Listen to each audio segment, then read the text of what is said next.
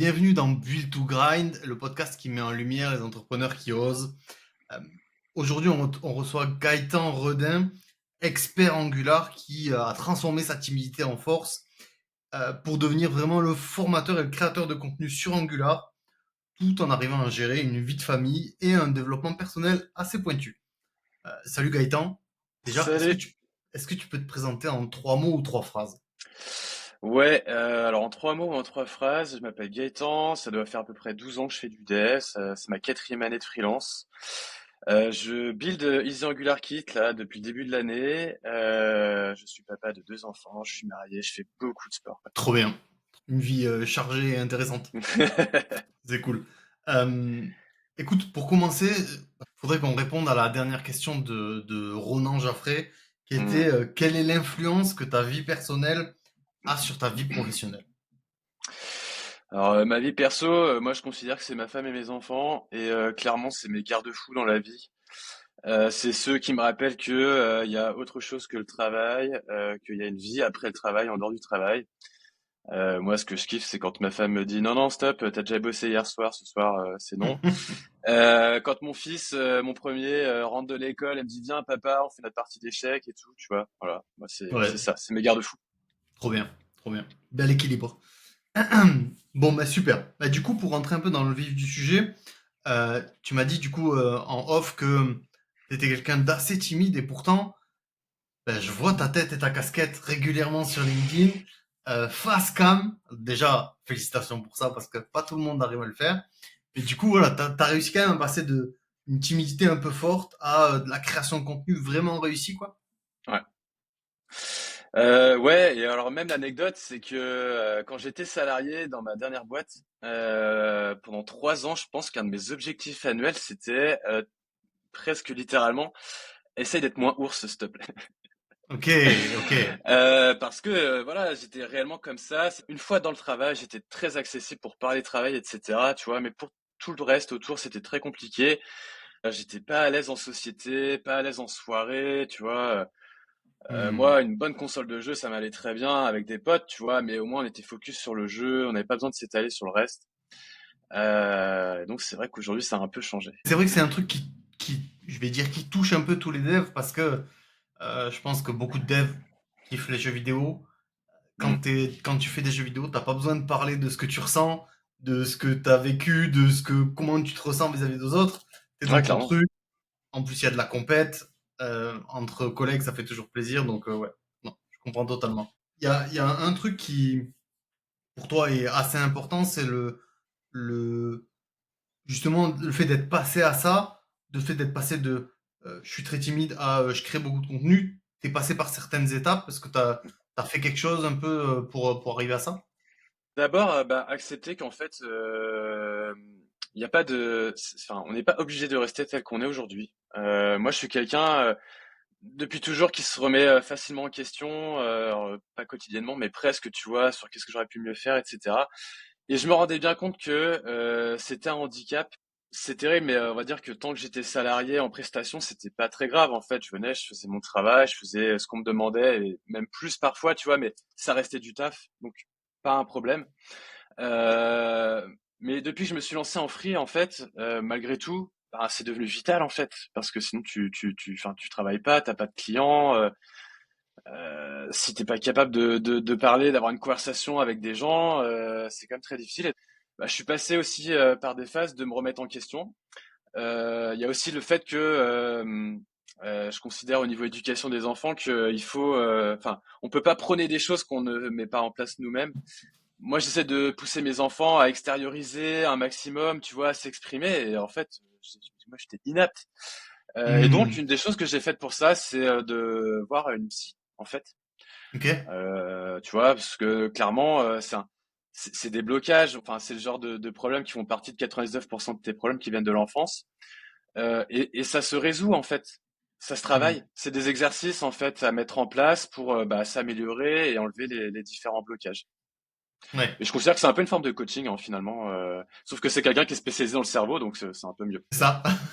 Et puis souvent, c'est des gens qui ont l'habitude aussi de gérer des humains qui, eux, n'ont pas l'habitude de parler, n'ont pas l'habitude de s'ouvrir. Et donc, ben, Exactement. ils arrivent à peut-être te mettre un peu plus en confiance, t'amener à Complètement. t'ouvrir. Déjà, tu es dans une pièce qui est adaptée. Et effectivement, tu sens que il y a que toi et cette personne. Souvent, elles instaurent un climat de confiance. Hmm. Tu sais que tout ce qui va être dit là ne sortira pas de là. Donc, moi, je trouve ça plutôt pas mal. Ouais, et puis on peut être des gens euh, bien, qui réussissent professionnellement, avec des enfants, avec une femme, qui fait beaucoup de sport, et pourtant bah, avoir besoin d'aide. Et d'ailleurs, Bien je sûr. conseille vraiment à tous les gens qui se posent des questions sur leur santé mentale, qui se posent des questions sur leur capacité à communiquer, à justement se faire aider par une psy, par des gens qui sont peut-être un peu plus, des médecines un peu plus douces. Il y a à boire et à Mhm. manger pour tout le monde. Complètement. Et ça fait énormément sens ce que tu viens de dire sur la partie manque de communication, parce que je suis pareil, j'ai des gros problèmes de communication.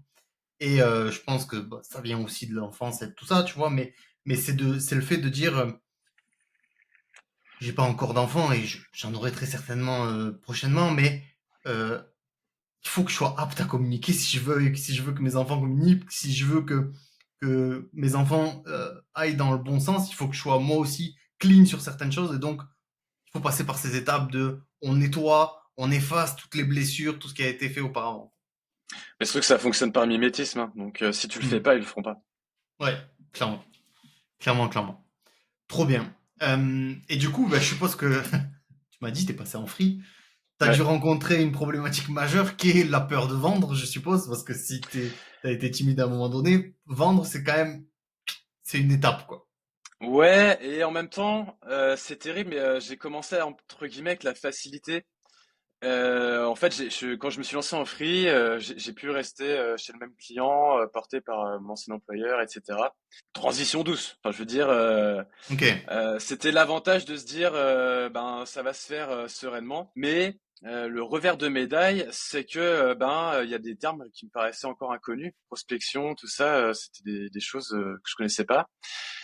Et dès lors que parce que c'était à une époque où on était encore très très très sollicité pour des missions. Donc facilement, un jour, j'ai eu envie de changer de mission. Je passais avec quelqu'un que je connaissais pas, un intermédiaire.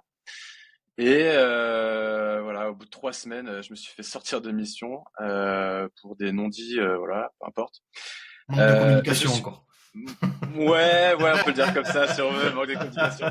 Et au bout de 3 semaines, en fin d'année, c'est les fins de tiroir hein, dans les grands groupes. Hein. Il n'y a plus de budget, il n'y a plus rien. Ah, c'est compliqué. Donc sans mission, sans rien. Pour être très honnête, j'avais aucune éducation financière, mettre de côté pour sa TVA, tout ça. Enfin, c'était ma première année, mes premiers mois en fait. Je savais pas, tout ça, ça me parlait pas. Et donc, bah, je me suis retrouvé sans rien du jour au lendemain, en plein mois de novembre, et à un moment où ma femme était enceinte du deuxième. Donc, émotionnellement et mentalement, c'était tendu. Une charge La de barre était stress. haute. J'ai fait énormément de sport du coup durant cette période. Mais et là, je me suis dit, mais ok, mais en fait, là, c'est la fin d'année, j'ai rien, j'ai personne. Qu'est-ce qu'il faut faire en fait? Enfin, euh, au début, j'ai attendu un peu Ok. bah, le miracle, tu vois, de se dire, bah, avant, donc Ouais, ça va avant ça revenir. venait. C'est qu'une Sauf que passe. décembre passe, tu vois, et rien. Là, je me suis dit, mais c'est pas possible, enfin, faut qu'on me voit en fait. C'est en même temps, personne me connaît, personne sait que j'existe.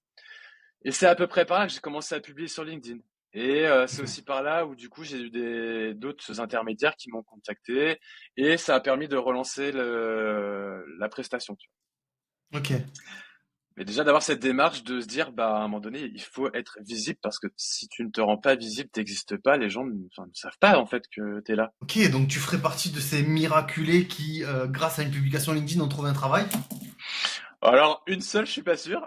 Non mais what the fuck quoi, ça existe LinkedIn, ça marche? Non mais c'est une folie. Ouais, ouais, ouais. Je pense que c'était encore juste avant la période où ça commence à se resserrer un peu.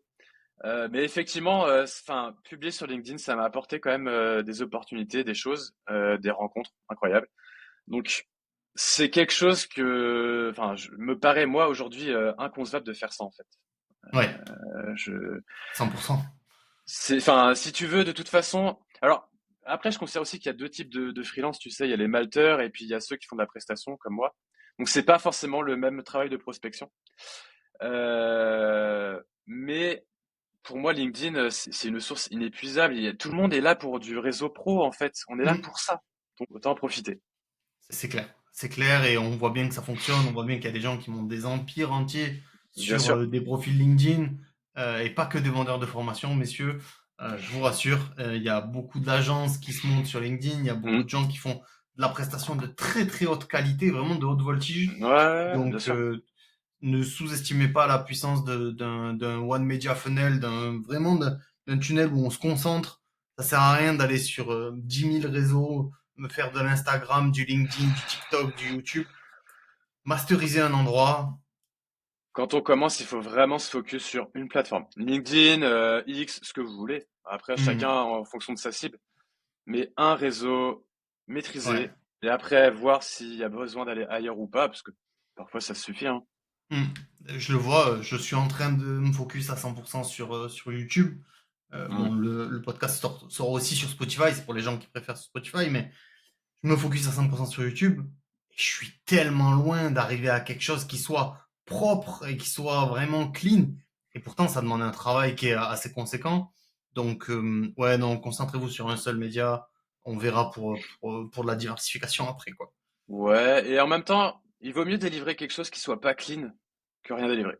Ah ouais, Enfin, moi, alors vraiment, ça. moi, si je dois retenir un truc, parce que je fais aussi du YouTube depuis le printemps dernier, et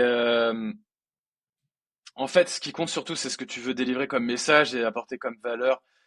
Si t'as pas les bons éclairages, le bon micro, Hmm, au moins quand tu commences, on va dire que c'est pas ce sur quoi les gens vont vraiment tiquer, tu vois. ouais, Moi, je sais que les gens qui me suivent, c'est certainement pas pour ça en tout cas, parce que, enfin, même si je trouve que YouTube c'est clairement un réseau aussi très très puissant, en tout cas pour les devs. ouais, Moi, j'y vais, c'est juste pour délivrer de la valeur sous un autre format en fait.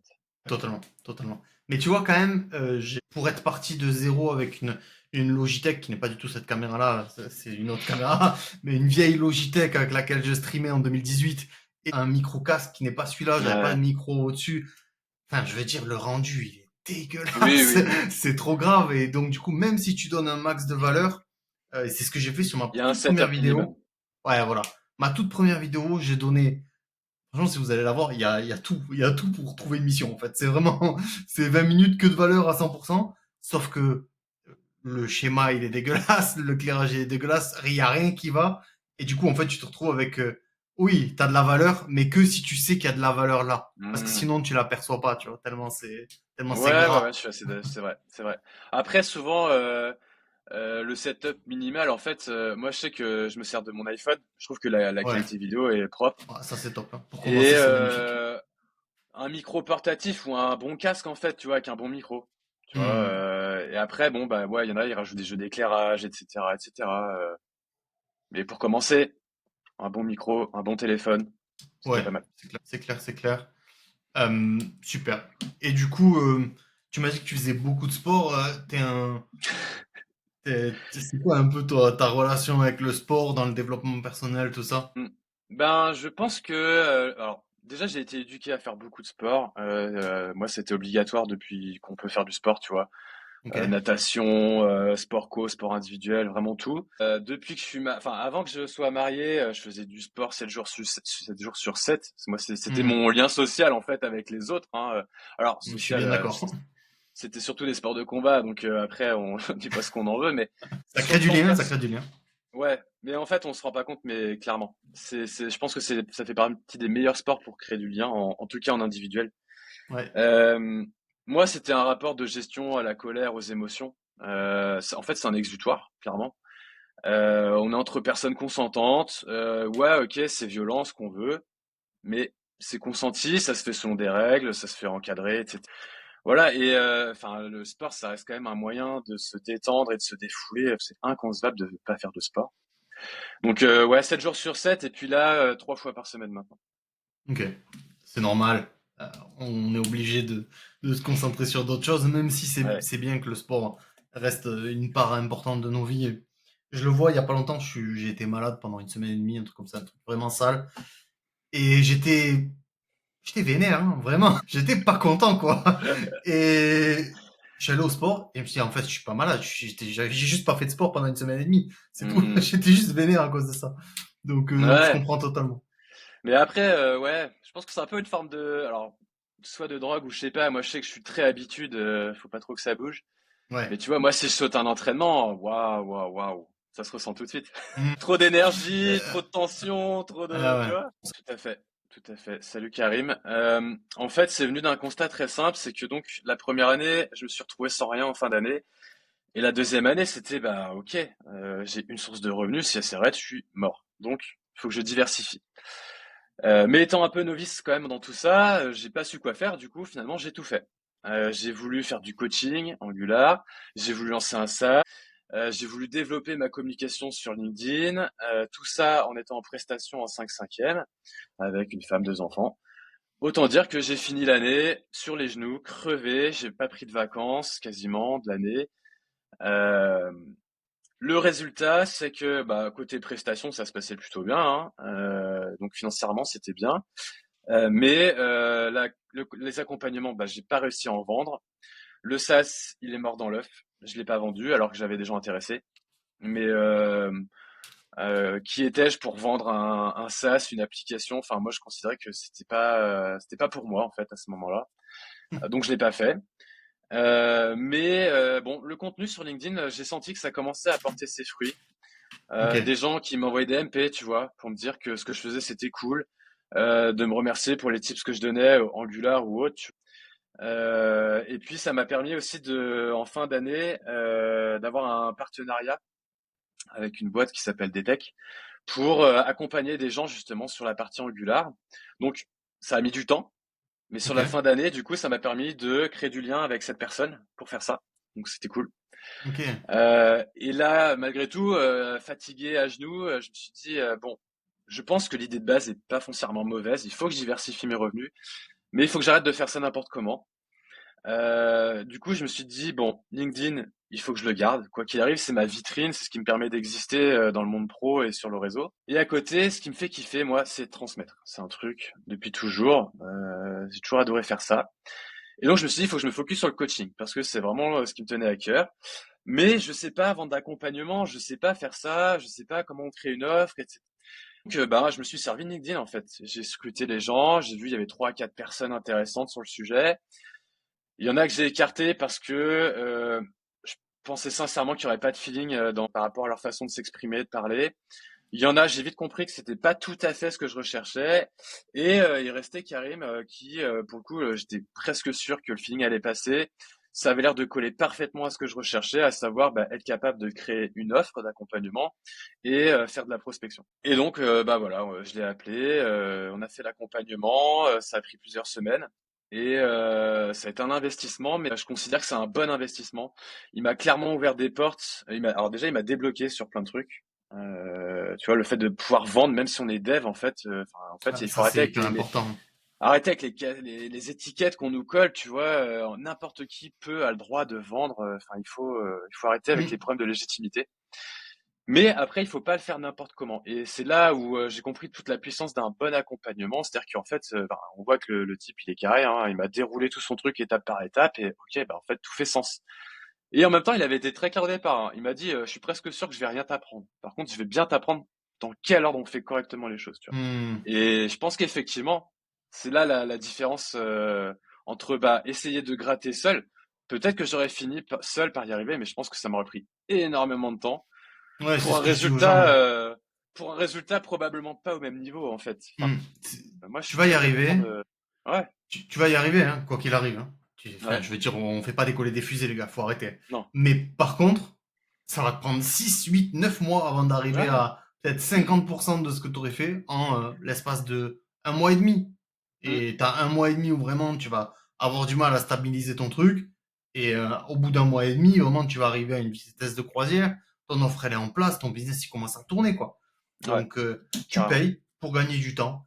C'est ça, hein. Et ma foi, c'est le principe même du commerce. Hein. C'est soit on gagne du temps, soit on gagne du confort, soit on gagne de la nourriture, de la satisfaction, mais on gagne toujours un truc qui nous rapporte quelque chose d'autre, donc on dépense pour avoir quelque chose d'autre. Quoi. Complètement. Enfin, le but, c'est de gagner du temps, d'accélérer le process pour justement être opérationnel le plus rapidement possible. Mm.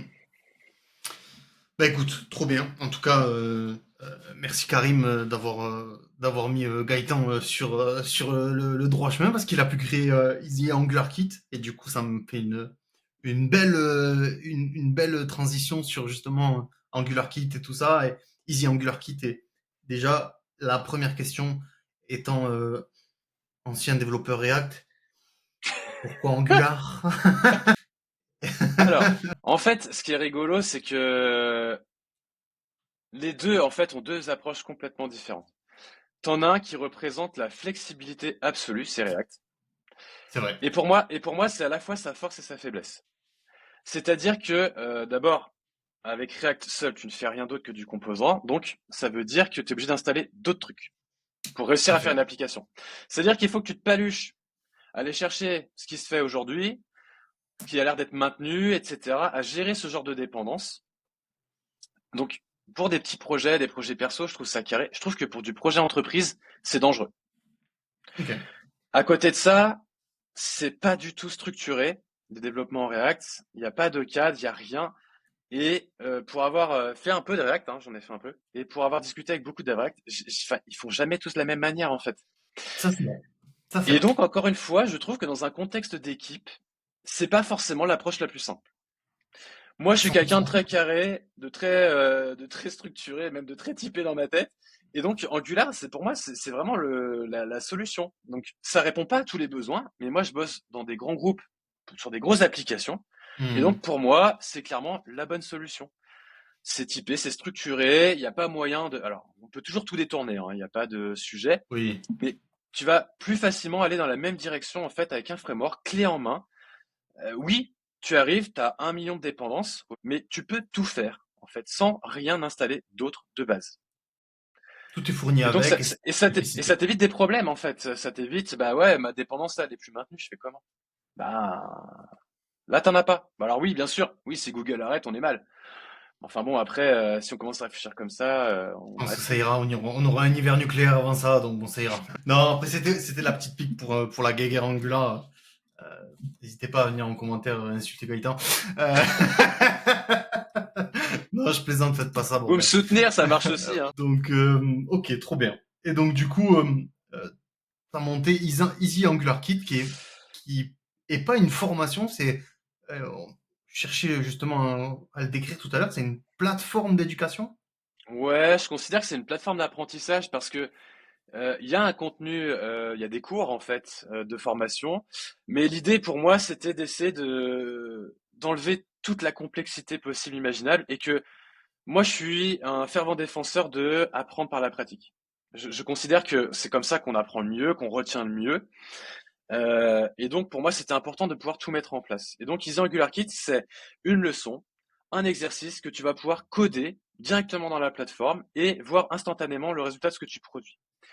Et donc c'est pas qu'un contenu de formation, c'est aussi une plateforme sur laquelle tu vas interagir en fait. Donc, je trouve que plateforme d'apprentissage plutôt que formation, c'est un peu plus approprié.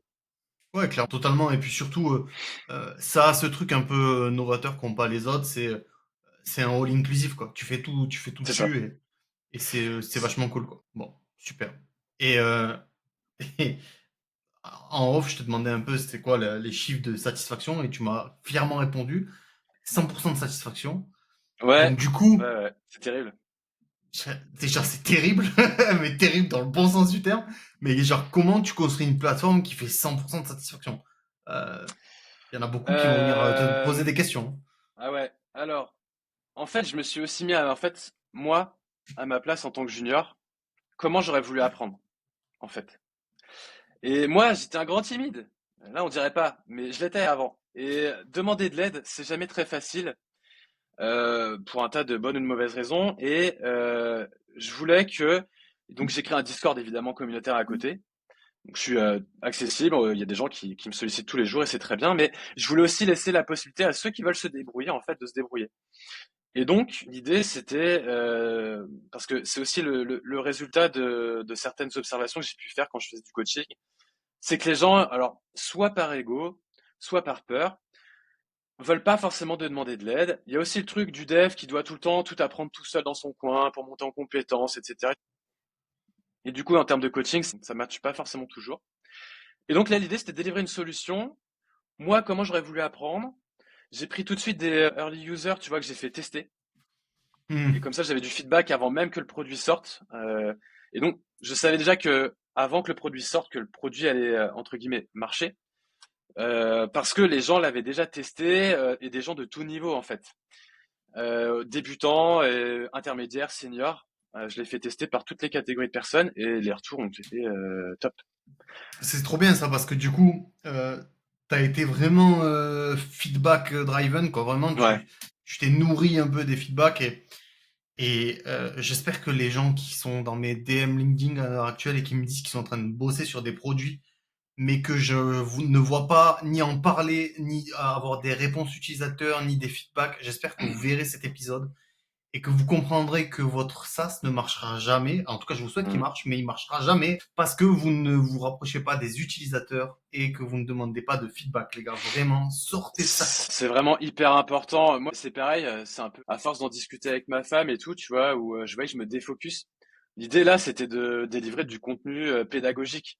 Mais moi, Mm. dans ma tête, il fallait que je crée un espace profil, un espace machin, tu vois. Enfin, On s'en et fout. non. En fait, c'est pas le besoin initial. Bien sûr, ça Ouais. viendra probablement plus tard, tu vois, pour rendre le truc plus accueillant, plus qu'on veut. Mais c'est pas la feature principale en fait. Et Mm. c'est rigolo parce que j'ai fait un post aujourd'hui sur le fait de mettre en place l'authentification tout de suite ou pas sur un truc qu'on on veut juste tester une idée. Et les gens sont pas d'accord. Moi, je pars du principe qu'en fait, je ne fais rien si c'est pas pour vraiment apporter de la valeur. J'ai créé The Angular Kit. Au départ, quand je l'ai fait tester, il n'y avait pas d'autante, il y avait rien. Les gens, ils faisaient juste le cours, les exercices et basta, tu vois. Enfin, Ouais. en fait, pour moi, l'autante, c'est terrible. Hein. C'était juste pour faire le lien avec ceux qui ont payé ou pas. Ouais, voilà, c'est tout. Tu vois, C'est c'est juste on ça. te donne accès ou pas, c'est tout. Donc, tant que les gens peuvent tester de leur côté, eh ben, c'était très bien. Et après, j'ai rajouté au fur et à mesure différentes choses. Tu vois, j'ai eu des retours. Ah, ça, c'est dommage. Ce serait bien si on pouvait, tu vois, agrandir notamment la zone de code, etc. Ok, bah ça, c'est un feedback qui m'intéresse. Il y en a plusieurs qui me l'ont remonté. Je le fais, tu vois. Mm. Mais pour moi, c'est hyper important parce que euh, si tu commences à tout développer trop vite, en fait, le risque ultime, c'est en fait, de faire un truc qui ne plaît pas et de tout devoir Ouais. jeter à la poubelle, d'être déçu, d'avoir consommé de l'énergie pour rien. Non, il faut Mm. en parler. Moi, je sais qu'il y en a qui vendent avant même d'avoir codé. Et Ah, eux, c'est c'est les meilleurs. Clairement, c'est les meilleurs. c'est des Euh, bons. et en fait, c'est top parce que à quoi bon dépenser de l'énergie si t'es pas sûr de produire quelque chose? Alors, on est toujours dans un contexte de vente. Dans un autre contexte, je dirais peut-être pas la même chose. Mais Mm. là, si le but c'est de vendre, teste ton idée avant en fait. Ouais. Parle-en. Et donc, je considère que ceux qui arrivent à parler de leurs idées et à vendre une idée, même avant d'avoir commencé à coder, enfin, c'est vraiment pour moi le top du top. L'idée, c'est, on est vraiment dans un contexte de vente. Si on est dans un contexte hors vente, qu'on fait ça pour le kiff, etc., enfin, on se pose pas de questions, il n'y a pas de sujet. Mais dans un contexte de vente, en fait, si tu commences à déployer trop d'énergie avant d'avoir vendu, avant de savoir si ça va être intéressant, le risque, c'est que la déception sera grande si jamais tu n'arrives pas à vendre. Parce qu'il y a aussi un autre défaut des devs, c'est qu'on a beaucoup de mal à apprendre à vendre, en fait, quelque chose. On croit que ça va se faire tout seul comme par magie, mais pas du tout. Et donc, il faut être capable de savoir si ton idée intéresse ou pas. Et il Ouais. faut pas non plus avoir cette peur constante de se dire, on va me piquer mon idée. Désolé, hein, mais je sais pas si c'est un mythe. Bien sûr que il y a des gens qui ont dû le faire, mais Ouais, mais au pire, t'as de la concurrence en fait. Faut pas voir la concurrence comme un vrai problème en fait. Ce qui compte, c'est souvent c'est la personne, comment toi tu vas implémenter ton truc, et peu importe la concurrence ou pas. ça me semble fou et tellement audacieux de la part des gens qui disent ça, qui pensent que sur une simple idée, qu'en fait que leur idée elle est tellement bonne que quelqu'un va se dire, ok, maintenant je déploie 1 million de dollars pour te front run right now. À un moment donné, soyez réalistes les mecs, on s'en fout de votre idée pourrie. Bah après, en fait, c'est surtout de se dire, le monde d'aujourd'hui, enfin, je pense que arriver à trouver des trucs qui n'existent pas, ça commence à être compliqué quand même, tu vois. Hmm. Donc il faut se dire que ce que toi tu fais, d'une manière ou d'une autre, ça se rapproche forcément déjà de quelque chose qui existe, sauf que ce sera fait avec toi, ta manière de faire, ta vision, et c'est ça qui fera que ton produit ça sera spécial ou pas. Ouais, Mais il 100%. faut malgré tout faire tester ton idée, ta vision. Parce que si Hmm. ça intéresse pas, bah, t'auras beau coder autant que tu veux. Si les gens achètent pas, tout ça sera pour rien. Hein. Ouais, c'est clair. C'est clair. Et souvent, quand quelqu'un vient avec une idée, souvent c'est les jeunes qui viennent avec des idées comme ça. Je lui dis, c'est simple, si ton idée, il y a personne qui l'a fait, ton business, il y a personne qui l'a pensé dans le monde, c'est que c'est de la merde. Bah, je pense qu'aujourd'hui, il y a de grandes chances. effectivement. Parce qu'on est en 2025 et qu'à moins que tu fasses de la fusion nucléaire ou que tu commences à créer Hyperloop 2.0, il y a peu de chances que tu sois le génie de demain, quoi. Alors, ça existe. Après, ouais, si, ça pourra toujours exister, mais enfin, je pense qu'on commence à arriver sur enfin, des choses assez rares, hein. Vraiment, l'innovation pure et dure, en termes Ouais, de SaaS, ça ouais, commence à c'est être ça. compliqué, hein. Si t'as pas de concurrence, s'il y a pas de truc, c'est qu'il y a pas de marché, en fait. C'est que les Ouais, gens, c'est qu'il y a personne qui est prêt à payer. C'est tout. c'est ça. Bon, trop bien. Je sais pas si tu veux en parler, peut-être ta stratégie de pricing et son évolution, parce que on en avait parlé un peu au début en off, toi et moi. Ouais, pareil, ça fait partie des choses qu'on nous apprend pas, ni à l'école d'informatique, ni ce que vous voulez. Hmm. Mais être capable de fixer un prix sur quelque chose, c'est quand même très difficile. Et je sais plus, c'était quoi le prix original que j'avais mis, mais c'était hyper bas Ah pour ouais, un c'était accès. En fait, catastrophique. alors, on parle d'un accès à vie, c'est-à-dire que, et d'ailleurs, ça reste la formule la plus achetée aujourd'hui, où tout ce qu'il y a aujourd'hui et ce qui viendra, c'est un accès complet. C'est pour tout. Je crois que le premier prix que j'avais évoqué, on était à moins de 100 euros. Je crois qu'on était Je, je- moins de 50 euros. Ouais, ouais, Au ouais, tout pour un début, accès complet, quand hein, je tu parle nous pas en d'un as parlé. abonnement. Ouais. Mais en fait, et ça, c'est encore une fois, c'est une histoire de problème de légitimité, de ce qu'on veut. Alors, il y a aussi une part d'ignorance, hein, et l'envie de vendre, en fait, de se dire vendre c'est trop bien, il faut absolument vendre. Mais en fait, oui et non, il faut pas le faire n'importe comment. Donc effectivement, j'ai eu la chance de discuter avec toi et d'autres qui ont un peu d'avance sur moi sur ce genre de sujet. Et l'idée, c'était de se dire que bah en fait, moi, je voudrais que ça reste accessible quand même, Bien et en sûr. même temps que ce soit en rapport avec la valeur délivrée. Et donc l'idée de base, c'était de partir sur 400 euros en accès complet. C'est pas forcément un prix que j'ai prévu de monter tout de suite. Et donc, alors évidemment, il y a eu des promos de lancement, etc., etc. Oui, ça c'est normal. Mais pour moi, ça me semble être un bon prix par rapport à la valeur que je compte délivrer. Ouais, totalement. Et puis tu l'as dit, c'est un accès à vie. Je trouve que Bah oui. quand tu mises sur, quand tu prends des accès à vie comme ça sur des choses, c'est que tu mises sur la personne et tu vois bien que quand il y a de la delivery, quand le gars, ça fait, je sais pas, 8 mois qu'il parle de son truc, qu'il est là, Mm. face cam, et que tu rabâches aux gens que tu es en train de bosser sur le truc, enfin, je veux dire, à un moment donné, tu peux, je vais pas mettre la maison dessus parce que, quand même, mais tu peux y aller les yeux fermés, quoi. Tu peux y aller les yeux Mais fermés. j'ai presque envie de dire, je crois que 100% des early users ont pris leur accès complet. Comme si c'était pas un signe de confiance. Bah ouais, non mais alors peut-être on va dire 90 ou 95% pour être sûr, mais ils Ouais. ont tous acheté parce que souvent c'est des gens qui me suivent en plus depuis longtemps, Mm. YouTube ou LinkedIn. Donc je pense qu'ils ont une vague idée de ce que je suis capable de délivrer. Ils ont testé la plateforme, ils ont kiffé le concept et voilà, c'est cool. C'est trop bien. C'est trop bien. Et puis c'est quelque chose qui a pas de durée de vie, quoi. Ah oui, Tu vas pas sur quelque chose qui est tendancieux, qui est en tendance. C'est quelque chose, enfin, je veux dire, Angular, ça existe depuis un moment et c'est pas près de ouais, mourir, quoi. Comme on l'a non dit, non. Google est pas près de mourir, quoi. Non, non, non. Et puis il y a la team Google qui est passée sur Angular. Enfin, ils ont des projets pour la techno. Enfin, ils le font évoluer de fou tous les 6 mois là. Hmm. C'est juste une dinguerie.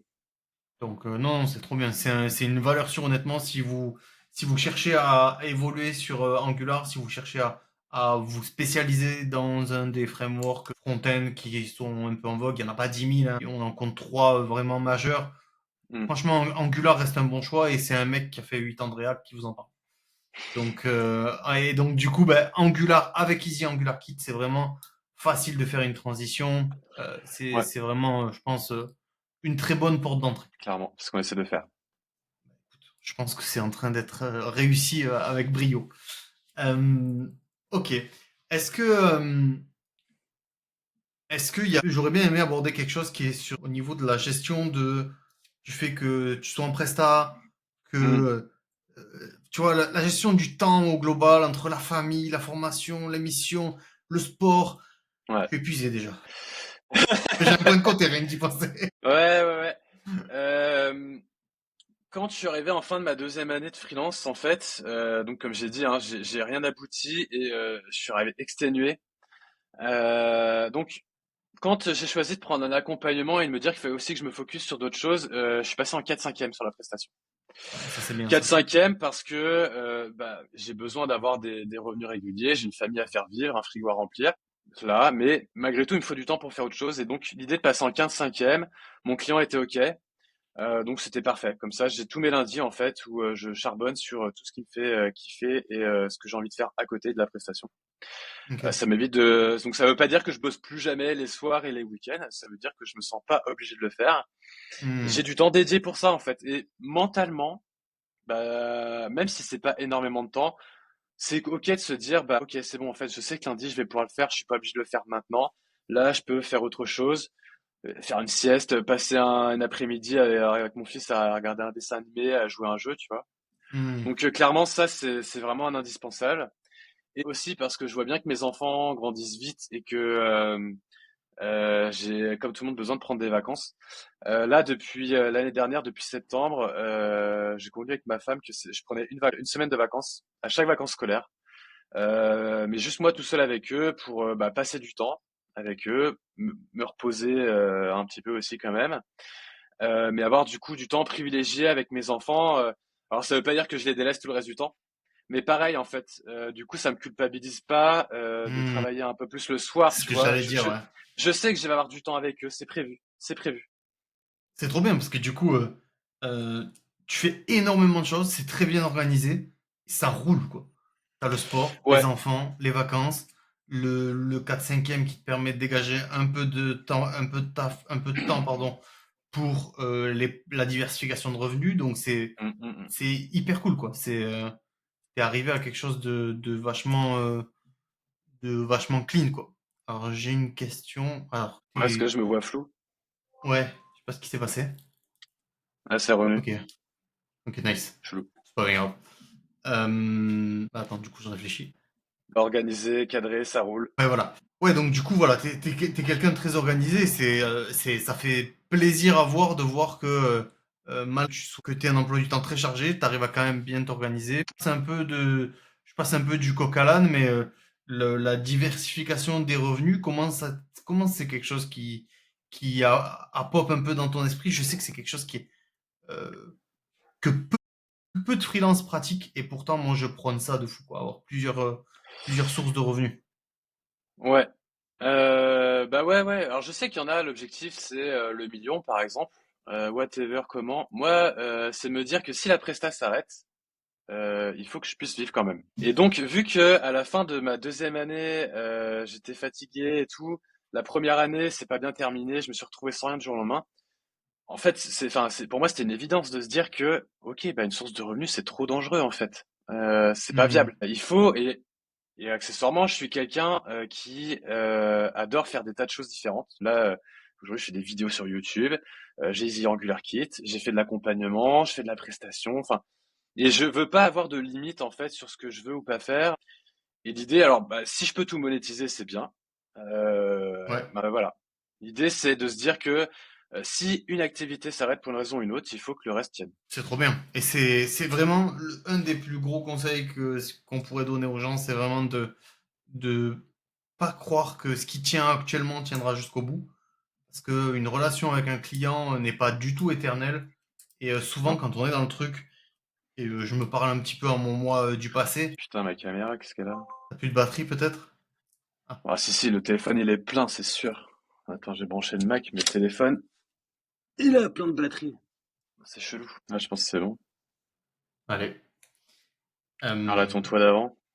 Ouais, je me parle à mon moi d'avant qui justement a cru que des relations clients pouvaient durer éternellement. Et c'est tout simplement faux. Les gens jouent leur propre jeu et bah, s'ils doivent vous éjecter parce que leur jeu n'est plus bon, ils vous éjecteront même si ça vous engendre des problématiques. Donc prévoyez des poches de secours financières et surtout des activités connexes.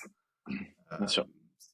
je pense, extrêmement important que d'avoir de la diversification de revenus dans son portefeuille, peu importe que ce soit, peu importe le type de diversification, mais en tout cas, il faut en avoir.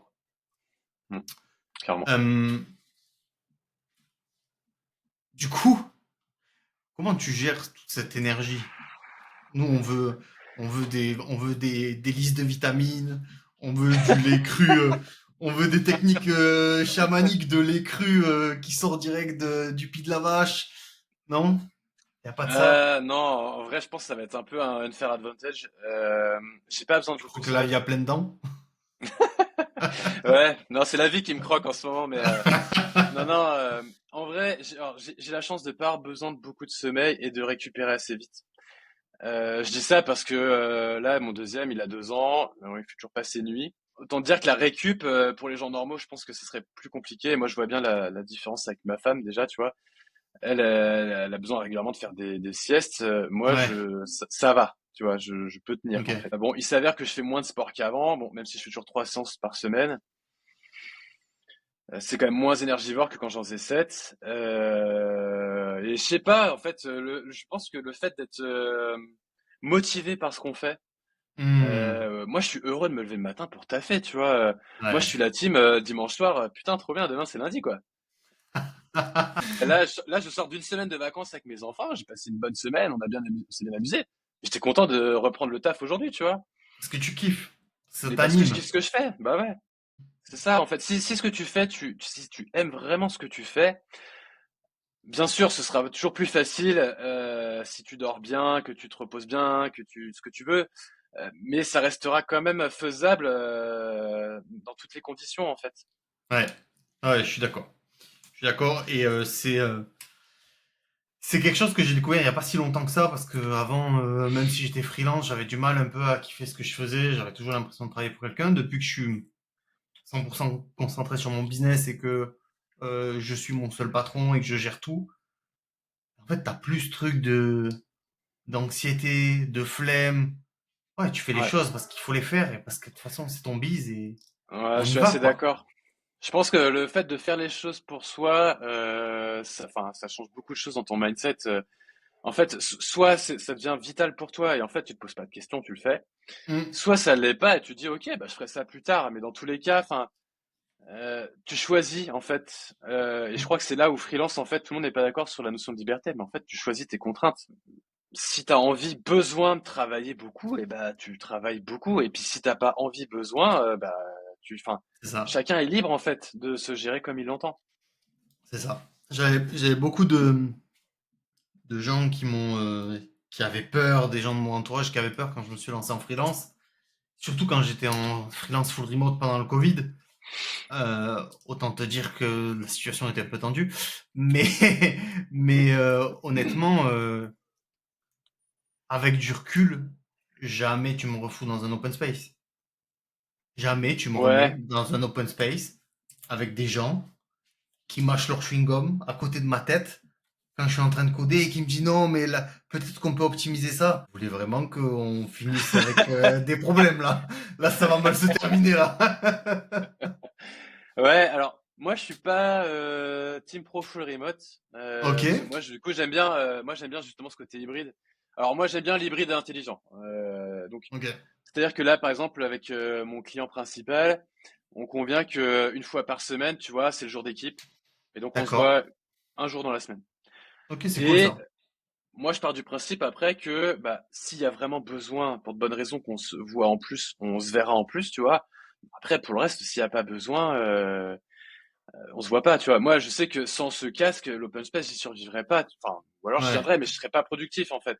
ouais, c'est Parce ça. que il y a tout le temps, il y a tout le temps du bruit, il y a tout le temps des gens en call, il y a des gens qui discutent. Enfin, mais enfin, c'est un lieu, un espace de vie, hein, l'open space. Hein, ok, c'est ok, il y a des gens qui ne vivent que de présentiel, tout ça. Et moi, je suis pour qu'on laisse les gens travailler dans les Choisir. conditions qu'ils estiment être les bonnes pour eux, en fait, et Ouais. pour l'entreprise. Parce que il y a cet aspect, c'est que les gens, certains sont pro full remote parce qu'ils voient tous les avantages pour eux. Hmm. Faut pas oublier qu'à la base, salarié ou prestat, en fait, on vend du temps à quelqu'un. Donc à la base, c'est quand même aussi pour lui, en fait. Donc il faut trouver le compromis idéal pour tout le monde, en fait. Ouais, ouais, 100%. On est bien d'accord sur ça que il faut que ça contente tout le monde, il faut que ça plaise à tout le monde. Mais bon, moi, moi, je fais partie de la team des pros full remote, je suis un peu extrême sur ça. Non, et puis voilà, enfin, je l'ai vu. Tu passes de l'open space où on est 40 à mon bureau où il y a personne avec un casque. Ouah, Hmm. je mets une vitesse à 15 mecs dans l'open space. Donc, Ouais, mais on travaille pas du tout pareil, hein, je suis bien d'accord, hein. ouais. Déjà, t'élimines toutes les sollicitations imprévues. Tout le monde va te dire oui, mais pour les idées, machin. Oui, je suis d'accord que peut-être perdre des trucs. Mais en vrai, un développeur, ça a besoin de concentration pour avancer une tâche, en fait. Donc s'il est Mm. sollicité toutes les 10 minutes à un quart d'heure par Jean-Mi ou Paul qui passe par là, il va pas avancer, en fait. Productivité, ça va être très difficile. Et moi, je suis dans le sud, on aime bien aller boire des cafés, fumer des clopes. Alors, je t'explique pas. Ouais, Il fait bah soleil sur la terrasse, hein, donc. Mais bon. ouais, ouais, je comprends la Euh, tentation. du coup, j'aimerais rebondir sur un truc. C'est en off, tu m'as dit un petit peu que avant, tu faisais de la tech pour la tech, et maintenant que tu Hmm. étais passé un peu plus tout ce qui est business first et vraiment comment rester pragmatique dans ses choix tech. Ouais, bah effectivement, je pense qu'au travers des années d'expérience, en fait, au début, on découvre le monde, on apprend à coder, etc. Et puis après, on entend plein de trucs hyper stylés qu'il faut absolument utiliser, qu'il faut absolument savoir maîtriser. Aujourd'hui, avec le recul, et alors est-ce que c'est vraiment depuis que je suis passé free, je sais pas. Mais parce que je fais beaucoup de prestations en fait, donc c'est pas toujours que pour moi. En fait, c'est un truc que j'applique pour tout le monde. Mais moi aujourd'hui, je mets pas une solution en place si je vois pas l'intérêt en fait. Hmm. Je vois beaucoup de hype autour des outils de state management, etc. Ah, Hmm. moi, je suis désolé, mais à moins qu'on m'ait donné une bonne raison de le mettre en place, on va pas le faire juste pour se faire kiffer, en fait. On n'est pas là pour ça, en fait. Si c'est pour complexifier une application, ça n'a aucun intérêt. Moi, Hmm. je suis pour la simplicité, ce qui veut pas dire faire des choses simplistes. Tu vois, je sais que les gens ont un problème avec ça, l'approche simpliste, mais Kiss, Yagni, ce que tu veux, moi, je trouve que c'est des super bonnes approches. Ouais, ouais. C'est une Pour la preuve de durée, en fait. maturité technique, ça, hein. Pour la durée. En fait, il faut voir qu'il y a ce que tu produis maintenant, ce qui te fait kiffer.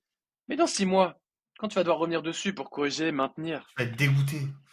Tu vas être dégoûté de l'enfer. ton code. L'enfer, Tu vas l'enfer, te l'enfer, détester l'enfer. toi-même. Ah ouais. Ah, ouais, on est bien d'accord.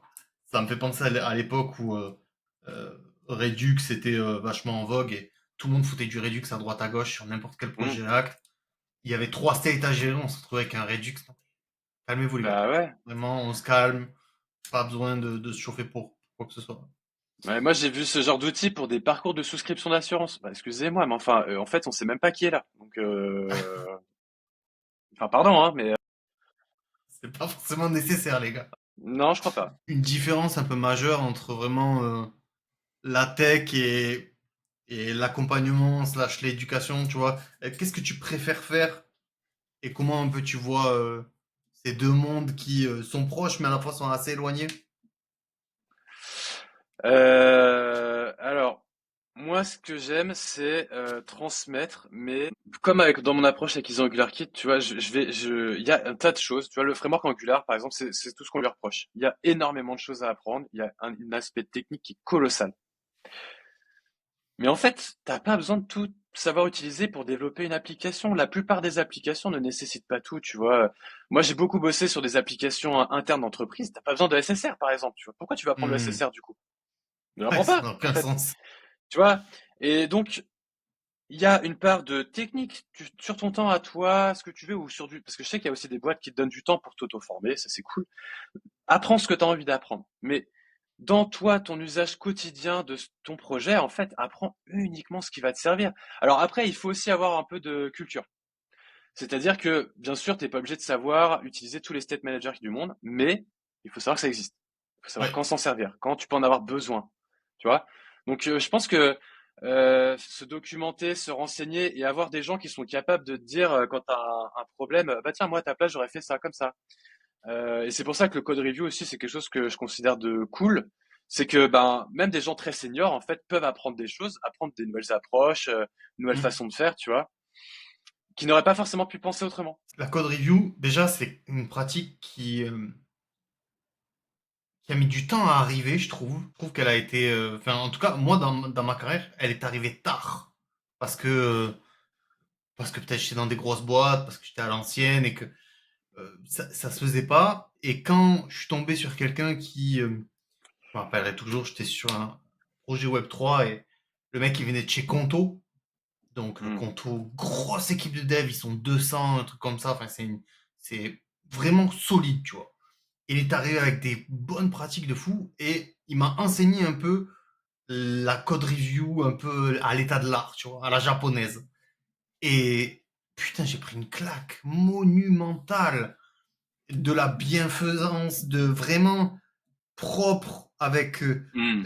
la code review, vraiment pas dans la code review de domination, dans un truc de ok, ce serait bien qu'on voit ça ensemble, machin, que ça Ouais. s'implique. Ouah, j'ai pris une claque vraiment monumentale sur la façon de faire. Et je me suis dit, ok, en fait, tout ce que j'avais reçu avant, c'était juste des gens qui étaient là pour dominer l'autre dans la code review et qui n'étaient pas dans une optique de bien faire et d'avoir un code Ouais. clean, mais plus de domination, quoi. Ouais, bah c'est pareil, hein, ça si c'est mal fait, en fait, tu traumatises les gens après. Enfin, Ah ouais. moi, il y a des choses parfois, tu vois, quand je vois qu'il y a un problème de fond sur une PR, ok, bah en fait, je vais laisser tomber la review classique. En fait, je vais appeler la personne, enfin, je vais lui envoyer un message, lui dire, écoute, quand t'es dispo, on se fait une visio, tu vois. Hmm. Et en fait, on va la faire ensemble, la review. Comme ça, moi, je comprends pas cette partie, pourquoi t'as fait ça comme ça. Donc, plutôt que de te bâcher et t'en mettre plein les dents, en fait, juste parce que moi, j'ai pas compris ou parce que je Ouais, c'est considère ça. qu'on peut faire autrement, toi, tu vas m'expliquer ton cheminement. Je vais voir où est-ce que ça coince de mon côté et on va essayer de trouver une solution qui soit plus claire parce que il y a ton code, il y a sûrement des tas de choses qu'on peut faire mieux, mais en fait, il y a potentiellement, c'est moi qui vais le maintenir. Donc, Hmm. si je comprends pas ce que t'as fait, pourquoi tu l'as fait comme ça matche pas.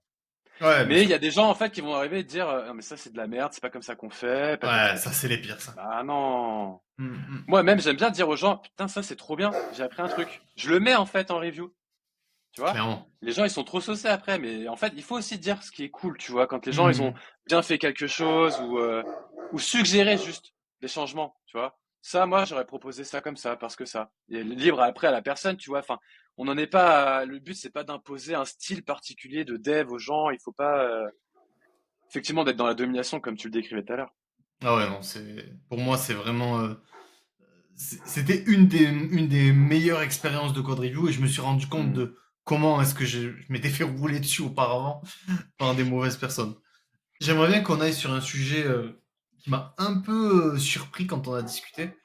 C'est le fait que toi, l'IA, pas ouf en vrai. Ouais,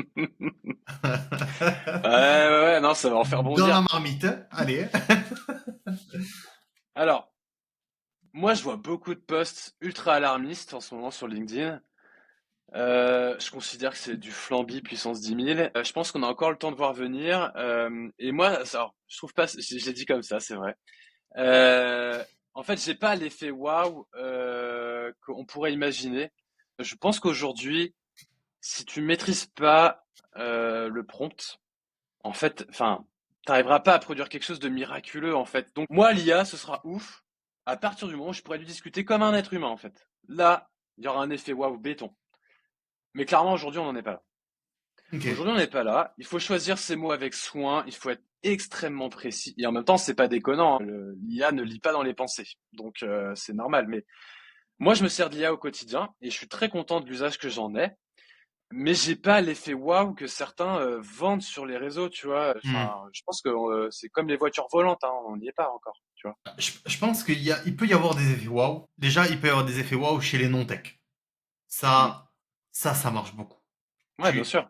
L'effet waouh, en fait, il est sur toute la partie de la population qui est non-tech, qui est pas habituée à des résultats comme ça. Pour les techs, on a un effet un peu moins waouh déjà parce que je pense qu'on commence à être de plus en plus habitué, quoi. Et on commence à être Mm. difficile. Et donc, du coup, il y a un peu moins cet effet waouh. Par contre, là où je suis un peu, je suis pas alarmiste, mais je sens qu'il y a un avant et un après sur la tech, Ah oui, sur c'est le sûr. marché, sur la construction des équipes. Alors attention, il y a plein de trucs, il y a plein de trucs qui rentrent en compte. On a une situation économique globale qui est moyenne bof. On n'est pas du tout post-Covid. Les puissances mondiales sont en train de changer. Enfin bref, il y a plein de choses qui se passent. Je vais pas rentrer dans la géopolitique maintenant, flemme. Mais juste, on n'est pas du tout dans le même contexte post-Covid. Et donc, le marché se retend.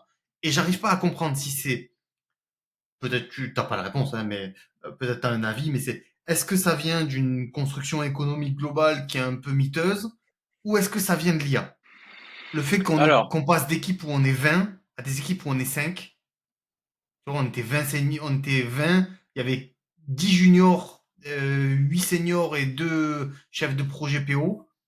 Et là, on se retrouve, on est 5 seniors, il y a un qui fait moitié PO et ça passe, quoi. Par rapport au post-Covid, tu veux dire? Ouais, Alors, bon, d'abord, je pense que ceux qui refusent l'IA, c'est dommage. C'est tant pis pour eux, ils le regretteront un jour. Ça, c'est oui, sûr. ça c'est Certain. certain. Alors moi, j'ai un autre avis. Moi, je pense que ben les gens, les entreprises ont reçu vachement d'aide en fait par rapport au Covid, Oui. et que financièrement, ben ça a permis de faire beaucoup de choses, beaucoup de projets, et que ben il y a aussi eu l'arrêt des aides de l'État, et que ça, je crois que ça a été une grosse influence sur la taille des équipes, le budget des projets. Euh, Est-ce qu'on en est déjà au stade où l'IA réduit les équipes? Moi, j'ai du mal à croire que l'IA va avoir cet effet-là, en fait. Enfin, mais après, je me trompe peut-être. Moi, je crois que les entreprises vont pas forcément réduire leurs équipes, ou en tout cas pas diviser par deux. Elles vont chercher à faire plus, en fait.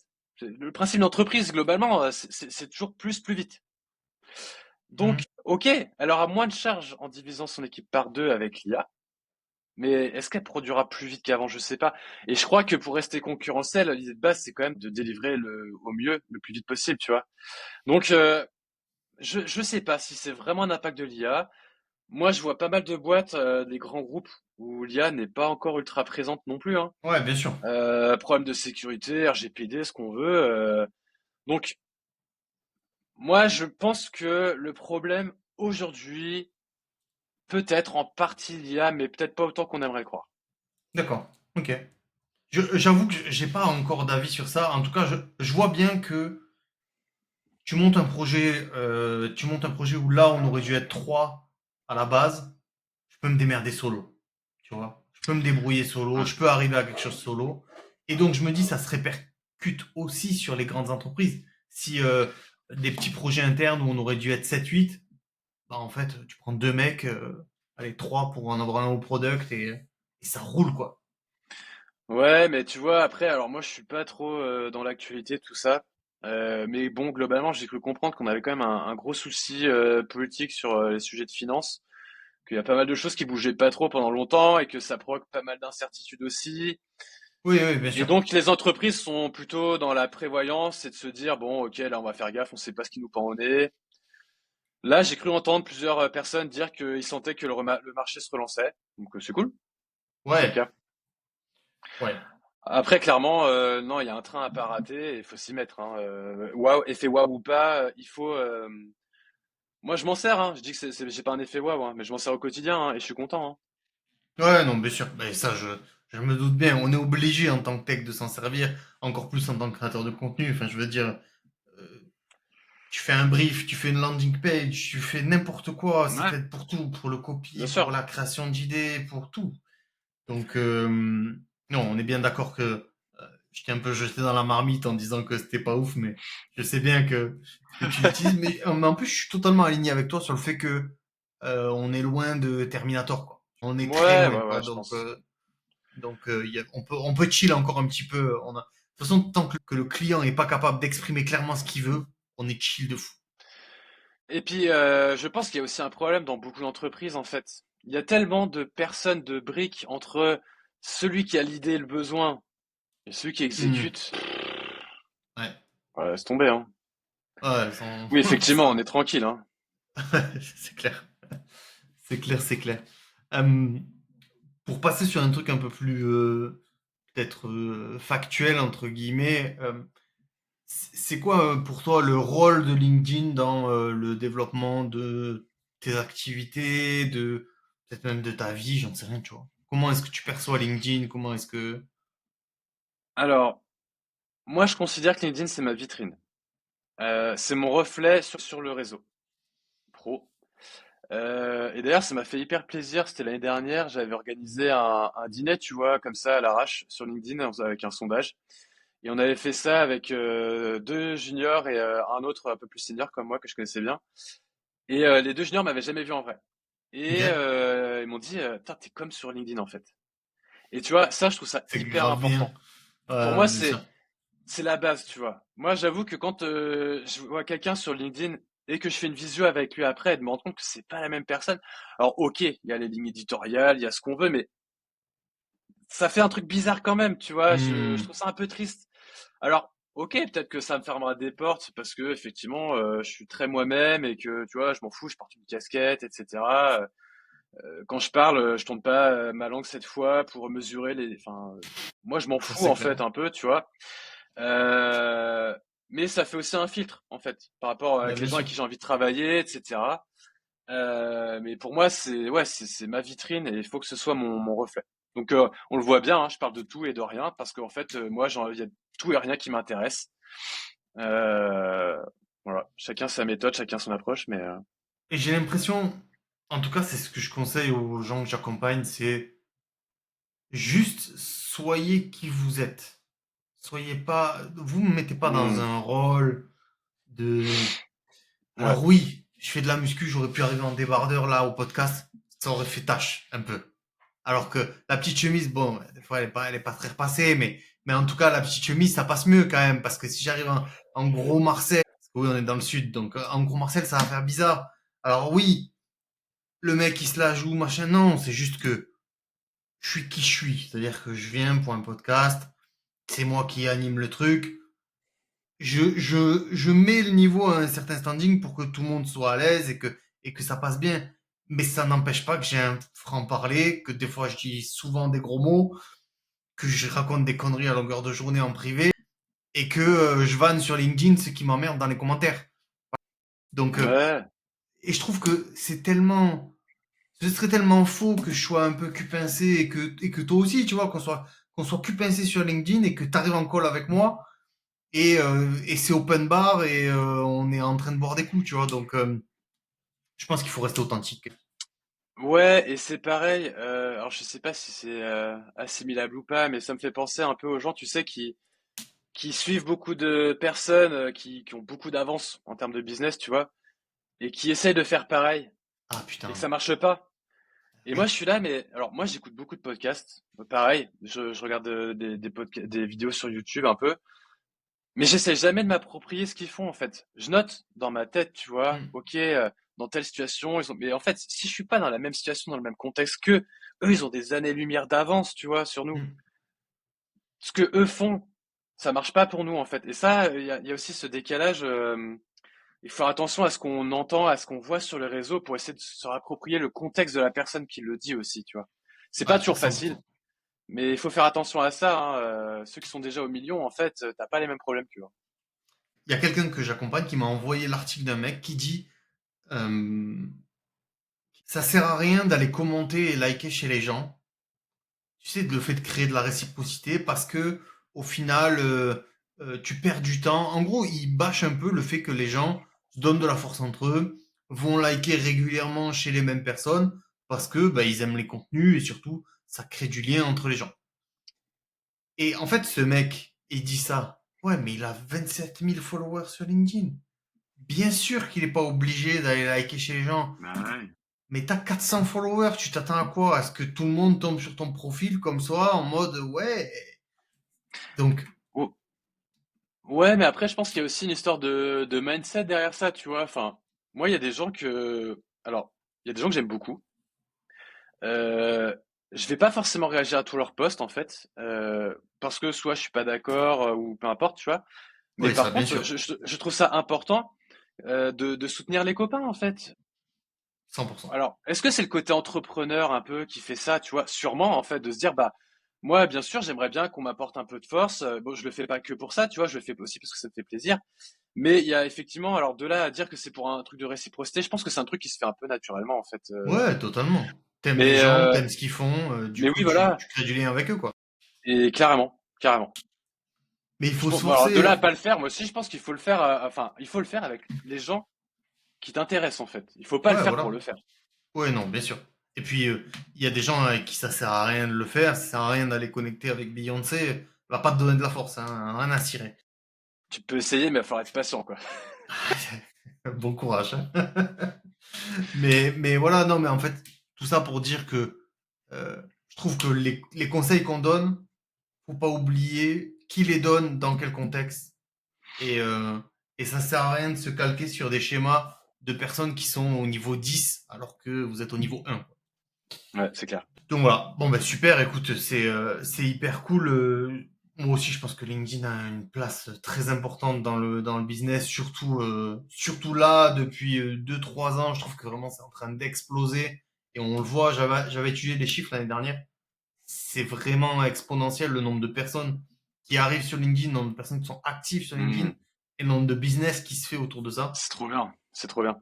Moi, dès que je vois des gens souvent on me demande en MP, tu vois, ouais, j'ose pas poster et tout, je suis là, mais tu risques rien, Ah ouais, rien, ça va rien te coûter. Au pire, tu fais un flop, mais personne ne le verra.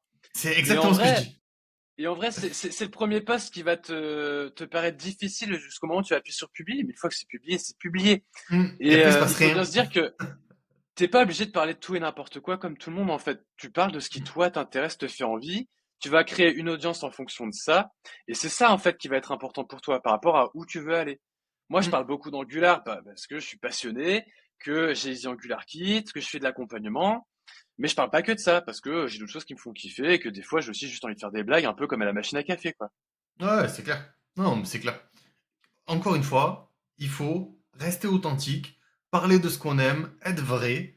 Et ça fonctionne parce qu'il y a des gens qui vont être comme vous, qui eux ont pas encore l'énergie et la volonté de poster, mais qui vont s'identifier à ce que vous faites, quoi. Mm, Trop mm. bien. Euh, est-ce que tu as déjà, première question, c'est comment est-ce que tu mesures ta progression? Et est-ce que tu as des objectifs en fonction de cette progression? Est-ce que tu as des trucs qui vont se passer là prochainement? En pro Ou- c'est- ou perso? Ok. les deux, tout ce que Alors, tu veux. en, en pro, j'ai fait un bilan, et d'ailleurs c'est bien d'en avoir fait un post LinkedIn parce que ça m'aide de m'en rappeler, parce que du coup je me rappelle plus. Mais en gros, j'ai donné un peu mes chiffres, en tout cas sur la répartition que j'ai commencé à mettre en place par rapport à ma diversification. Donc on n'en est pas du tout encore au modèle idéal. Mais l'idée c'est du coup de pouvoir comparer à la fin de 2025. Ok. J'avais mis aussi un peu, pour déconner, oui et non, mais des objectifs, tu vois. En termes de nombre de hackers, donc personnes qui sont sur les AngularKit, en termes d'abonnés sur YouTube. LinkedIn, je compte pas trop ça parce que on peut ajouter des gens, donc ça biaise Ouais. un peu le truc. YouTube, tu peux pas, enfin ça compte pas en tout cas. Ça. Donc voilà, tu vois, des objectifs comme ça. Alors est-ce qu'ils sont toujours atteignables? J'en sais trop rien, mais après, je fais partie de ceux qui considèrent que tous les objectifs, c'est plutôt une ligne directrice, tu vois, qu'il faut se donner pour se dire, ok, j'ai envie d'aller par là, en fait. Si c'est pas atteint, ce sera pas grave, mais voilà, ça permet d'avoir un peu une visu et un attendu. Donc de faire un bilan, je pense que je ferai un bilan déjà en milieu d'année, voir où Ouais. j'en suis, voir le chemin qui reste à faire sur les 6 derniers mois, et puis bah voir où est-ce que je peux appuyer un peu. Et en perso, moi je fais beaucoup de sport, sport de combat, et voilà, j'ai ma première compète de jiu-jitsu brésilien là ce week-end. C'est Je cool. suis ceinture blanche, mais c'est pas grave en fait. En fait, avant, je faisais beaucoup de sport sans faire de compète. Ok. Pareil, hein, ces histoires de légitimité, tout ça, je pense. Là, en fait, j'ai envie d'y aller à donf. Ok. Je m'en fous d'aller me faire casser la gueule, c'est pas très grave. Je veux enlever tout ce truc autour de la compète justement, euh, et voir un peu ce que ça rend en vrai, quoi. Donc Trop pareil, bien. je pense que je vais faire plus de compète, plus de sport, justement pour évaluer mon niveau, comment il évolue. Ouais, ça c'est cool. C'est cool. Je suis un peu en train de m'intéresser au jiu-jitsu brésilien, mais de loin, tranquille. Doucement, doucement. Mais il y a peut-être un sport de combat. En plus, je le dis en live comme ça. Il y a peut-être un sport de combat qui va commencer en 2025. Ouais? Ouais, possible. Ouais.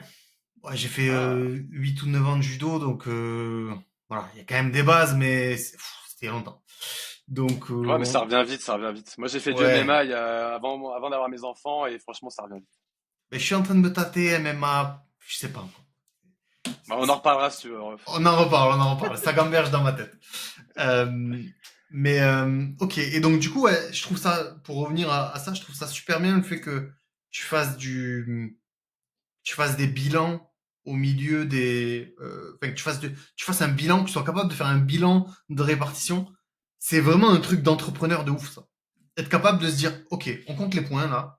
L'objectif c'est Hmm. ça, il nous reste ça à faire. Ok, ben on est bien, on n'est pas bien. Et en fait, c'est le truc de sortir la tête du guidon. Ouais, et puis, alors, tu sais, il y a toujours cet effet tunnel, hein. Enfin, finalement, c'est un peu Ouais, ça, hein, notre vie. Ok, on est échelonné par les années, janvier, décembre, ce qu'on veut. Mais il y a quand même cet effet tunnel de dire, bah, je veux créer une entreprise, je veux faire quelque chose. et on y met beaucoup d'énergie. Et donc, je trouve que c'est bien à un moment donné, se poser, de se dire, OK, bah là, depuis janvier, j'ai fait quoi exactement? Un peu en termes de chiffres, qu'est-ce que ça rend? Est-ce que ça colle avec les attendus? Et pas, est-ce que du coup, il va falloir que j'investisse dans un accompagnement ou un livre ou j'en sais rien, tu vois, pour Mm. m'améliorer en fait, voir ce qui me manque, trouver les bonnes personnes avec qui échanger parce que potentiellement il me manque un peu de choses sur ce sujet, tu vois. Enfin, pour les gens qui ont envie et moi c'est même un besoin, hein, tu vois, de s'améliorer un peu tout le temps. Bah, je trouve ça effectivement important de faire le point de temps en temps, de se rendre compte un peu de par rapport à l'énergie que j'ai dépensée, qu'est-ce que ça m'a apporté. Mm. Est-ce que ça vaut le coup de continuer comme ça ou est-ce que en fait je m'épuise trop par rapport à ce que ça me rapporte, du coup réajuster en fait. C'est une super chose. C'est une preuve de maturité assez conséquente. Quand j'ai monté une startup dans le Web3, pendant 6 mois, j'ai bossé comme un fou sur une startup et en fait, je me suis rendu compte que j'allais pas du tout dans le bon sens, que j'avais pas de clients, que le produit était à moitié fait. On a essayé de lever des fonds, mais notre promesse n'était pas claire. Enfin bref, il y avait rien qui allait. Rien. Et en fait, je me suis mangé un tunnel de 6 mois. J'ai rien vu venir. J'ai rien vu venir. J'ai pris 17 kilos. Pas dans le bon sens du terme. Les gens, à cause du stress, il y en a qui maigrissent, d'autres qui grossissent. Moi, j'ai grossi. Et je me suis mangé un tunnel vision de 6 mois. Au bout d'un moment, j'ai levé la tête. J'ai dit, waouh, je suis en train de faire de la merde là, en fait. Et j'ai cut le truc. Et tu vois, si j'avais eu la maturité de faire une pause tous les 2 mois ou tous les 3 mois et de dire, ok, je suis en train de faire quoi là, globalement? Qu'est-ce qu'on est en train de faire là? Et je pense que ça, c'est vraiment très important et je le conseille à tous les entrepreneurs. Prendre le temps de se poser 3 secondes et dire, ok, on fait quoi? Ouais, clairement. Bon, bah du coup, j'ai, j'ai, j'ai quelques petites questions rapides. Avant Vas-y. les petites questions rapides, j'aimerais te poser la question de est-ce que tu as réfléchi à une question pour l'invité suivant? Comment tu gères ton équilibre vie pro, vie perso et c'est quoi pour toi l'équilibre vie pro, vie perso? 50-50, 70-30, voilà. Trop bien. Je trouve en plus c'est grave le genre de question qui te correspond de ouf. Ok, trop bien. C'est noté. Alors je sais pas qui sera le prochain invité, mais en tout cas, je me ferai un plaisir de lui poser la question. Et du coup, avant ça, j'ai quelques petites questions rapides. Globalement, c'est quoi ton plus gros challenge personnel que t'es surmonté? Bah, accepter d'aller voir un psy en fait, je pense. Ouais. Mais ça c'est grâce à mon fils, le premier. En fait, c'est fou. C'est un jour, je me suis dit, putain, on dirait moi en fait, tu vois. Et je me suis Hmm. dit, alors, bon, je suis pas quelqu'un de foncièrement mauvais, donc c'est pas terrible comme avenir, mais je sais qu'il y a quand même deux, trois trucs que j'aurais dû éviter. Et comment faire en fait pour être crédible et lui montrer la voie? Bah en fait, c'est tout simplement en allant voir quelqu'un pour discuter et résoudre tous les problèmes qu'il y a à résoudre.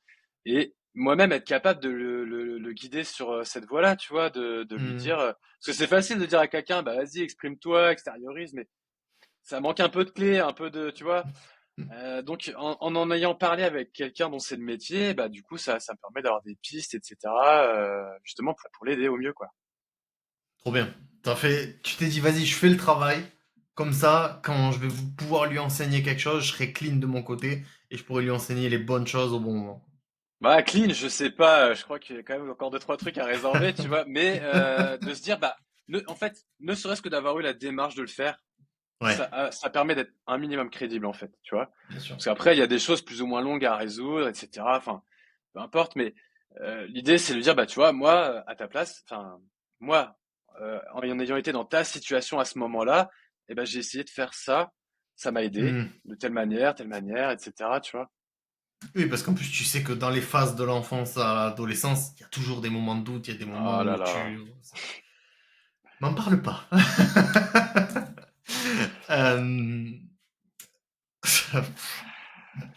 Euh, est-ce que tu as un conseil pour un dev qui serait timide, quelqu'un qui vraiment aurait du mal à, à faire à sociabiliser avec les gens, à aller parler aux gens? Moi, le chemin que j'ai suivi, le premier truc, ça a été un post sur LinkedIn. Pourquoi? Parce que même si ça paraît affreusement terrible, ça reste entre guillemets facile parce que c'est de l'écrit. Hmm. Donc, Si tu en ressens le besoin, ton post, tu peux le réécrire, le repenser, le retravailler autant de fois que tu en auras besoin.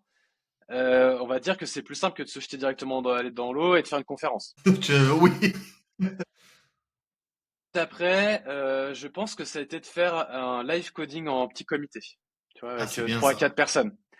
Et c'était des apprenants, j'étais là pour leur faire une démonstration sur Angular et de voir le visage des gens c'était des gens que c'était pas des gens totalement inconnus non plus, tu vois. Mhm. Du coup, ben ça s'est fait. J'étais très stressé avant le moment. Pendant le moment, en fait, ben il y avait plus rien qui existait. Je Bah travaillais, ouais. je codais et les gens étaient hyper contents après. Donc je me suis dit ok, c'est cool. Eh ben on recommencera ce format, tu vois. Mm. Et la troisième step, je pense que c'est la vidéo YouTube. Ça, j'avoue que la Ça, première fois, c'est. c'était plus difficile que le post LinkedIn. Ouais. Mais encore une fois, eh ben, alors, on va dire que 99% des gens sont bienveillants. Ouais, ouais. Et Franchement, donc, la 100%. première fois que j'ai sorti une vidéo, et je l'ai revue il y a pas longtemps, hein, et d'ailleurs j'en ai refait un post LinkedIn, elle était dégueu à mourir. Il y avait un vieux fond dès que je bougeais, c'était terrible. Il y avait mon visage qui disparaissait, c'était moche. Le son était terrible aussi. Mais les gens, ils avaient super bien réagi, m'ont encouragé à continuer. Et Mm. voilà. En fait, il faut bien se dire que même si on nous apprend dans la vie à pas faire de vagues, à être invisible, à pas faire de bruit, en fait, on est tous pareils. On a Mm. envie de faire des choses et globalement, on trouve ça cool que les gens osent faire des choses. Donc, il Mm. faut oser de faire des choses. Ouais, et Après, il faut puis. trouver des petites steps qui vont te permettre de le faire. En fait, moi, je trouve que c'est élargir sa zone de confort. Ouais, bien Mais il sûr. faut le faire. La zone de confort, c'est comme un élastique. Tu vas l'étirer, l'étirer, l'étirer. Mais si tu passes une step trop grosse, il va éclater, ça va être trop difficile. Mm. Donc, il faut vraiment trouver des petites marches qui vont te permettre d'avancer sans trop forcer. Je trouve que c'est une super bonne idée de se dire, ok, le, le post LinkedIn comme une thérapie un peu. Bien En sûr. mode, ok, je parle aux gens. Je parle en fait à un imaginaire commun qui n'existe pas. C'est pas un Ouais, one-one avec quelqu'un ou ouais, quand tu prends une vision avec quelqu'un, t'es là, ok, faut parler à la personne. Alors que là, tu vas juste dire quelque chose à des gens peut-être qui vont voir ton truc. Du coup, c'est beaucoup ouais. plus Tu vois, rassurant. et au pire, t'auras pas d'interaction, c'est pas grave sur ce premier post justement. Tu Mm. seras tranquille. Et après, et au mieux, bah t'auras des commentaires, des gens qui vont te dire, bah ça c'est hyper intéressant, ou ah ouais, moi je fais plutôt comme ça. Et bah, du coup, ça va te permettre de rebondir, de créer d'autres choses. Et moi qui étais un vrai ours des cavernes, clairement, ça m'a vacciné quoi. Ouais, L'écrit et après d'autres formats. ouais, ouais, ouais. Bon, ceux qui sont timides, YouTube, je vous le dis, c'est un gros step, hein. Alors à moins d'être très très à l'aise sur le format vidéo, hein, mais Ouais, voilà. bon, voilà, faut poser le pour et contre et faut pas regarder sa vidéo avant de la poster. Moi, Ah ouais. je re-regarde jamais, hein, je poste. Hmm. Ouais, ouais, non, je suis d'accord. Je suis d'accord. Sinon, t'appuies pas. On est d'accord. Euh, c'est quoi ta meilleure décision business? Ma meilleure décision business, alors c'est la meilleure et en même temps c'est enfin ça m'a un peu fait un pincement au cœur, c'est d'avoir stoppé le partenariat avec des techs sur les accompagnements. Parce que c'est quelque chose que je trouvais fantastique et que j'aime beaucoup celui qui est derrière ça. Mais je sais que là, 2025, j'aurais pas l'énergie pour le faire en fait. Donc, Ouais. mon ancien moi en fait aurait dit YOLO, on fonce. Mais j'aurais pris le risque en fait de me retrouver fin 2025 fatigué, crevé et pas forcément avoir rempli moi mes objectifs. Donc, il Hmm. faut aussi en fait être capable de savoir dire non. Ça rend service à tout le monde en vrai. Ouais. Du coup, lui, il va pouvoir chercher de son côté quelqu'un d'autre qui sera pleinement Tu seras 100% investi. opérationnel, etc. Tu vois. Enfin, et moi, je vais pouvoir me rester focus sur les AngularKit parce que c'est mon sujet du moment. Et voilà. Non, c'est une très bonne décision, surtout si c'est pour te concentrer sur tes trucs à toi, quoi. Ouais. Et puis lui, il y gagne forcément parce que du coup, je serais pas aussi focus sinon. Est-ce que t'as un livre qui t'a marqué? Un truc un peu business, hein, me dis pas Ouais. l'étranger d'Albert Camus. Non, non, non. Alors, puis, alors, moi, je lis pas. Alors, moi, d'ailleurs, je lis pas en fait. J'écoute Ok. les livres. Moi, je suis très audible. Parce que en fait, j'avoue que j'ai du mal à prendre le temps de me poser avec un bouquin et que globalement, physiquement, ça m'épuise. En fait, je dors sinon. Par contre, je sors mon chien, je fais ci, je fais ça, j'écoute un livre audio. Et celui peut-être que bah, je m'en suis plus servi, c'était le deuxième d'Hormozy, Some Million Dollar Lead, Ouais, c'est quelque ça. chose comme ça. Je crois que c'est ça. Ouais. Et notamment sur le process de avant de lancer une offre, un produit, ce qu'on veut, un peu quelles sont les étapes. Et j'ai essayé d'appliquer ça sur Iso Angular Kit. Voilà. Donc je sais pas si ça aurait été vachement moins bien sans avoir fait ça, mais en tout cas en ayant fait ça, j'ai réussi à faire des ventes. Bon. Ouais.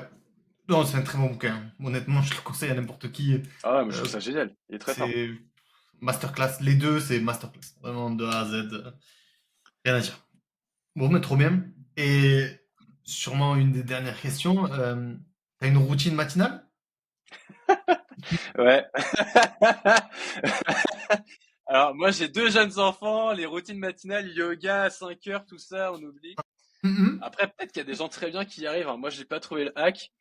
Non, non, moi, je me lève, alors, au mieux, à 7h30 avec mes enfants pour prendre le petit-déj, parce que de toute façon, moi, je suis inapte tant que j'ai pas mangé le matin. Ça, c'est. On prend le café et tout, on fait les tartines.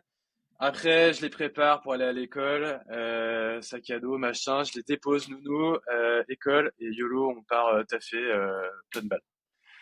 Ma Into the routine est très très basement. light, mais moi, mes matins, là en ce moment, c'est dodo au max et profiter des enfants avant l'école. Par contre, après, on est focus, quoi. T'as bien raison. T'as bien raison. Bah écoute, c'est parfait. Est-ce que t'as, pour conclure, un dernier conseil pour ceux qui. Un dernier conseil. Pour ceux qui doutent d'eux-mêmes ou pas, un dernier conseil. Si vous avez des problèmes à résoudre, osez aller voir quelqu'un pour en parler. Si vous avez envie de parler avec quelqu'un de votre réseau LinkedIn, faites-le. Les gens sont beaucoup plus accessibles qu'on ne le croirait. En vrai, il faut oser quoi que vous ayez envie de faire, il faut le faire. En fait, faites-le. Arrêtez de réfléchir, de vous poser des questions. Vous bloquez vous-même. Et c'est dommage. C'est un super bon conseil. Euh, Vous parlez pas à Jennifer Lopez ou à Madonna, les gars, vous inquiétez pas. Même si ils donnent l'impression qu'ils sont dans des Lambeaux Urus, c'est faux. Euh, Ils vivent dans des basements où ils ont des casquettes à l'envers. Donc, donc n'hésitez pas à aller leur parler. On est des gens normaux et même les gens très haut placés, c'est aussi des gens normaux. Donc, est-ce qu'on peut te retrouver à des endroits en particulier sur LinkedIn, sur YouTube? Ouais, LinkedIn, YouTube, globalement, c'est plutôt les réseaux. Moi, je suis pas trop sur les X, Insta, TikTok. J'ai essayé TikTok, mais j'ai pas réussi. Non, non, LinkedIn, je réponds toujours aux MP. YouTube, bah, il n'y a pas vraiment de MP, mais on peut s'abonner pour suivre un peu ce que je raconte aussi.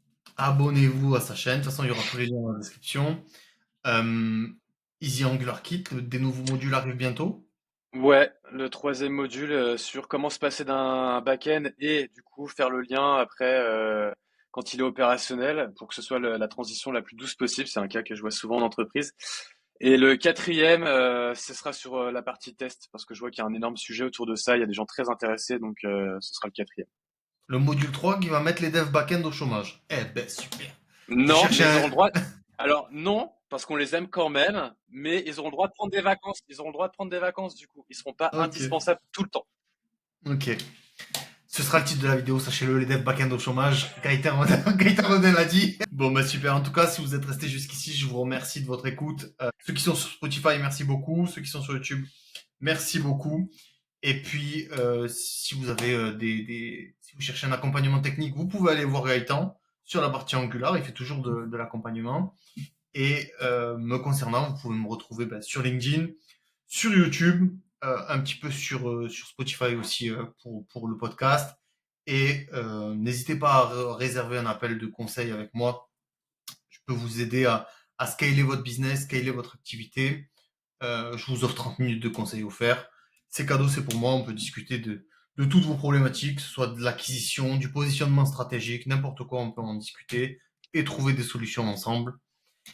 Et puis on se voit bientôt pour un prochain épisode de Build to Grind. Et puis passez une bonne journée. Merci à Salut tous, Gaëtan. salut! Salut, salut!